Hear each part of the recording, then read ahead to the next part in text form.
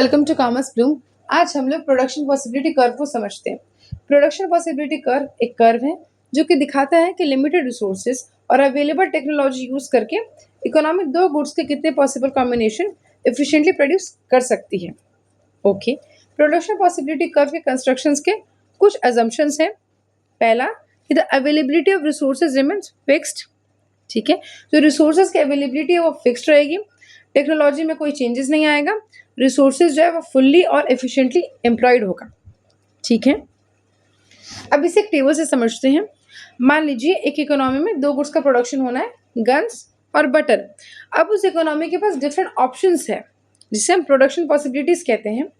कि मान लीजिए वो अपना सारा रिसोर्सेज जो है वो गन्स के प्रोडक्शन में लगा दे, 15,000 जो है वो गन्स के प्रोडक्शन में लगा दे।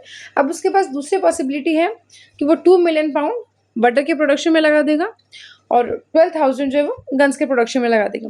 फिर उसके पास एक और पॉसिबिलिटी हो सकती है कि वो 4 मिलियन पाउंड जो है वो बटर के प्रोडक्शन में लगा दे और जो 5,000 है वो गन्स के प्रोडक्शन में लगा दे। तो डिफरेंट सेट्स ऑफ ऑप्शन जो उसके पास है उसे हम प्रोडक्शन पॉसिबिलिटी कहते हैं। अब हम समझेंगे अपॉर्चुनिटी कॉस्ट। अपॉर्चुनिटी कॉस्ट का मतलब है कि जब हम एक ऑप्शन चूज करते हैं तो जो दूसरा सबसे अच्छा ऑप्शन छोड़ देते हैं उसकी वैल्यू को अपॉर्चुनिटी कॉस्ट कहते हैं।